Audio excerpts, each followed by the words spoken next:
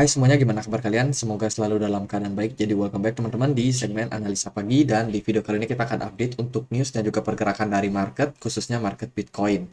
Dan teman-teman, hari ini kita ada di tanggal 20 Juni ya, akan ada beberapa event penting. Yang pertama itu dari speech-nya salah satu member FOMC, yaitu James Bueller. Ini akan diadakan di jam setengah 6 sore ya. Jadi kalau kita lihat dari sebelum-sebelumnya, James Bueller ini selalu speech dengan nada hawkish. Jadi hati-hati aja buat teman-teman, mungkin market akan sedikit bergejolak.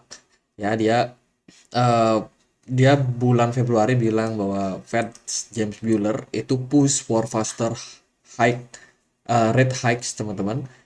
Dan ini bagus katanya untuk menekan yang namanya inflasi atau mengalahkan inflasi. Jadi ya, dia sangat-sangat agresif ya, more aggressive interest rate hikes teman-teman. Jadi bisa dibilang ini salah satu yang bisa menyebabkan market bergejolak tiba-tiba, volatile. Jadi lebih hati-hati aja buat teman-teman yang mungkin trading jangka pendek. Selain itu juga dari data kita akan dapat data housing ya, data data perumahan gitu, tentang bagaimana laku nggak nih untuk harga-harga properti di Amerika Serikat. Terus juga akan ada speech dari European Central Bank, McCall, dan juga ada member FOMC yang lain speech. Di tengah malam nanti ada Williams. Ada dari Williams juga speech. Biasanya kalau dia speech itu cenderung menyesuaikan sama data ya. Dia lebih kayak ya melihat data, kalau datanya udah turun ya udah dia ngikutin, kalau data inflasinya justru makin naik ya dia justru hawkish juga. Jadi ini lebih kayak lebih netral lah istilahnya. Nah, itu sih yang perlu diwaspadai si Bueller ini teman-teman. Jadi itu dari data hari ini mungkin akan sangat bergejolak sama market. Kalau kita lihat dari beberapa news belakangan nggak terlalu rame ya. Kemarin ada news soal IMF yang menginisiasi pembentukan namanya digital currency untuk setiap platform. Ini tentunya berhubungan sama di CBDC di setiap negara ya. Akhirnya CBDC yang direstui, bisa dibilang fiat money yang dalam bentuk cryptocurrency ini yang direstui, bukan lagi Bitcoin. Kalau dulu kan narasi yang dibangun adalah Bitcoin adalah solusi, Bitcoin adalah apa ya, sesuatu yang bisa dibilang menggantikan fiat money. Tapi sekarang narasinya udah bergeser, teman-teman, perlahan dikikis karena itu nggak sesuai sepertinya. Jadi narasinya sekarang Bitcoin adalah komoditi. Jadi kebutuhan terhadap currency yang baru ini justru malah berkurang makin lama ya. Kalau kita lihat dari beberapa data juga menunjukkan terjadi penurunan daripada akumulasi, terutama bagi para whales, karena memang idealisme yang dipegang awal itu nggak dipegang lagi sampai sekarang atau mulai dikikis.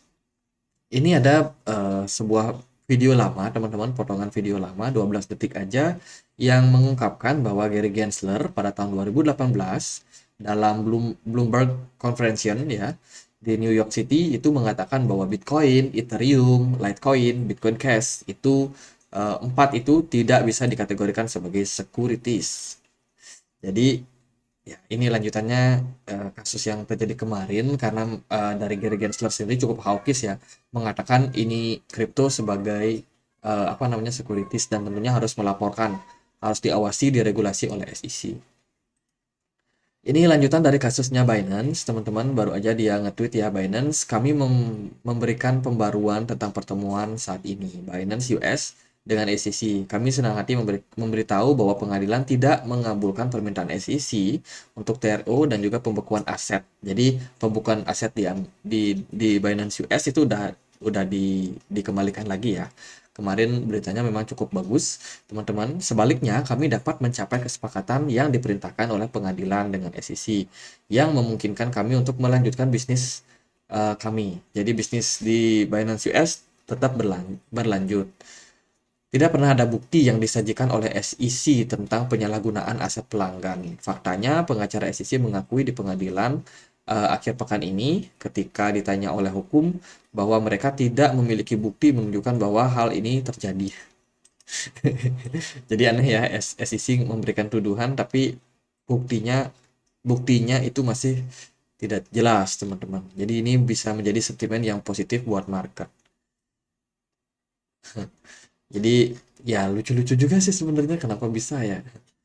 Nah, terus dari berita yang lain ini update aku bikin sih di komunitas kami di Telegram. Buat teman-teman yang mungkin punya Telegram, teman-teman boleh untuk join ya di update news Bitcoin, di mana di sini aku selalu update tentang berita-berita terbaru soal market Bitcoin khususnya ya.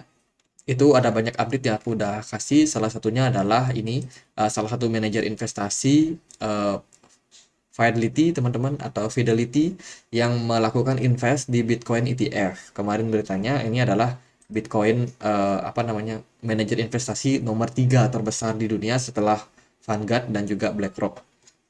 Jadi dia juga udah ikut-ikutan terjun ke yang namanya ETF Bitcoin. Ya, jadi buat teman-teman yang nggak mau ketinggalan berita-berita terbaru, boleh cek di kolom deskripsi. Di sana ada untuk link untuk teman-teman join di komunitas kami. Kita juga punya komunitas diskusi di Telegram, teman-teman. Di sini kita bisa berbagi informasi, sharing-sharing ya, buat komunitas yang lain juga. Jadi linknya juga sama, bisa temukan di kolom deskripsi.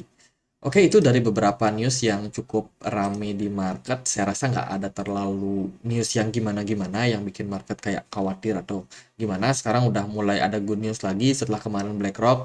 Sekarang Fidelity yang mulai invest juga di market Bitcoin. Tentunya ini bisa membawa angin segar lagi buat market. Ya, itu sih teman-teman. Kita akan langsung masuk ke pembahasan chartnya. Ini aku coret-coret kemarin ya Bitcoin ini sebenarnya bagus nggak sih? Lihat potensinya. Oh, ternyata dia bikin cup and handle, teman-teman. Dengan level neckline yang sangat krusial menurut saya adalah di kisaran 30.000 ini. Jadi level 30.000 ini bisa dibilang menjadi level yang sangat-sangat krusial buat market Bitcoin ya. Karena level tersebut adalah level strong resistance untuk Bitcoin. Jadi wajar kalau kemarin Bitcoin ketika naik itu sempat ngetes aja level 30.000 kemudian nggak sanggup untuk lanjut naik lagi.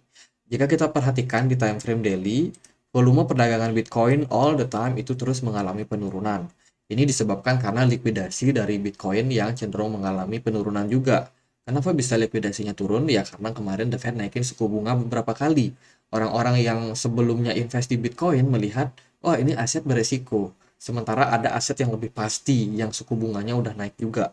Yaitu apa? Deposito ataupun obligasi. Kalau di Amerika, US Treasury. Nah, itu mereka lebih banyak mengalihkan ke instrumen-instrumen yang cenderung lebih aman. Apalagi kan ada krisis, ada apa segala macam. Tentunya itu bikin bisa dibilang mereka cari solusi yang lebih aman lah untuk posisi sekarang.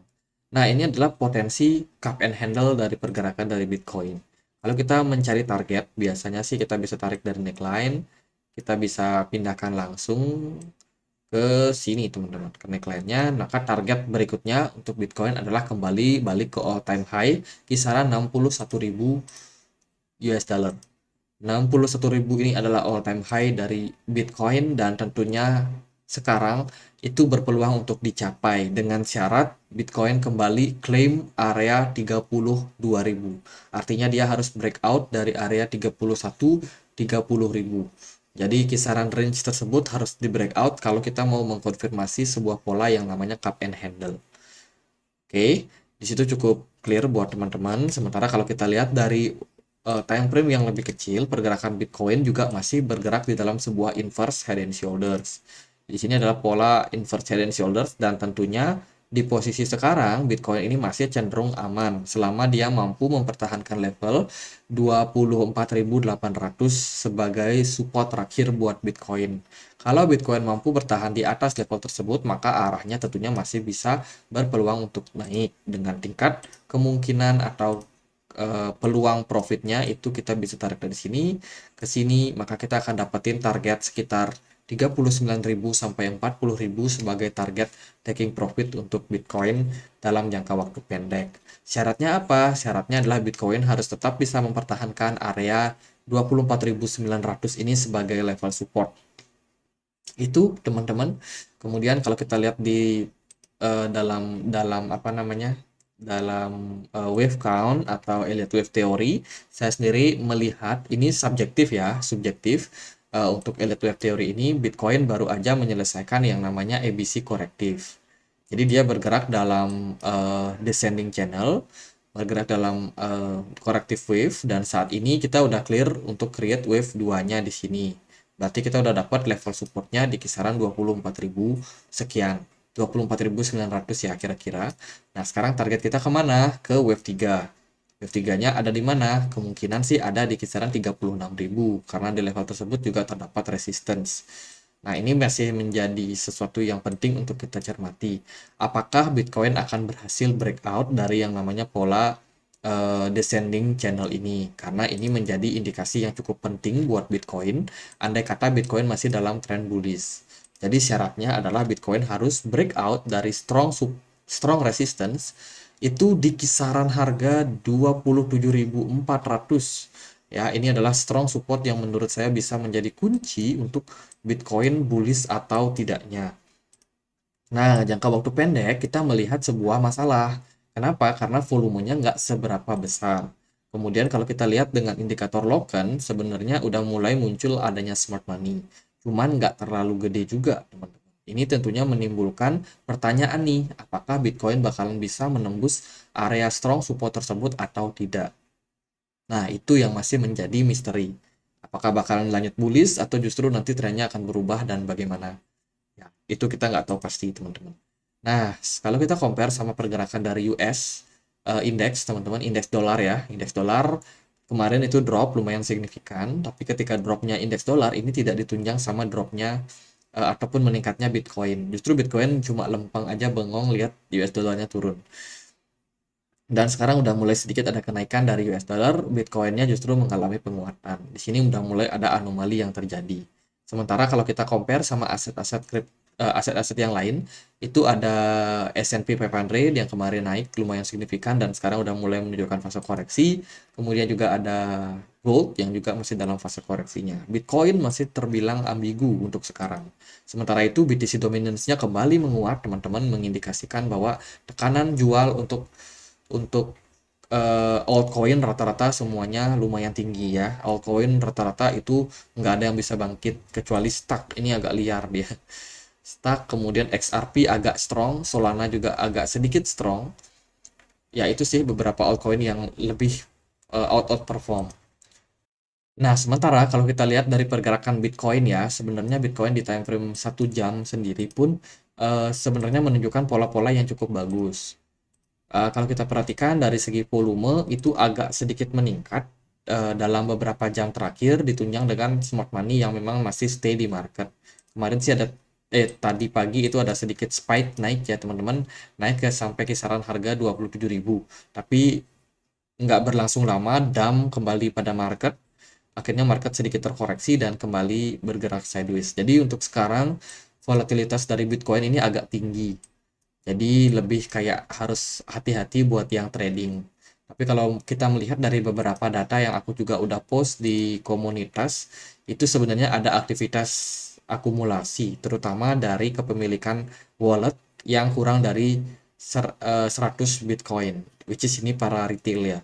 Retail yang banyak akumulasi sementara, dan ini juga data soal distribusi Bitcoin yang sekarang itu lebih didominasi oleh para retail juga. Agaknya sih makin lama makin akan agak lebih berat lagi untuk Bitcoin ya membuat kenaikan, dan kalau kita lihat memang dari data-data yang ada Bitcoin ini semakin lama semakin sulit buat naik. Bukan nggak bisa naik tapi agak berat teman-teman. Sebelumnya kan di awal-awal sebelum halving itu naiknya sampai 200%. Kemudian menurun jadi sekitar 90%-an, dan sekarang tentunya ya mungkin bukan 90% tapi 90 kali teman-teman. Dan mungkin sekarang akan lebih berat lagi, apalagi banyak institusi yang udah masuk, ya kan? Dan akumulasi retail pun juga semakin lama semakin menguat ternyata. Ya itu sih update kali ini, teman-teman. Jadi kondisi market memang seperti ini. Level-level yang penting seperti yang aku bilang tadi di level 27.400 itu menjadi strong resistance buat Bitcoin sekarang. Semoga hari ini bisa ditembus, dan kalau itu bisa maka akan jadi good news buat Bitcoin. Itu aja teman-teman, semoga videonya bisa bermanfaat, dan akhir kata saya Andre, kasih.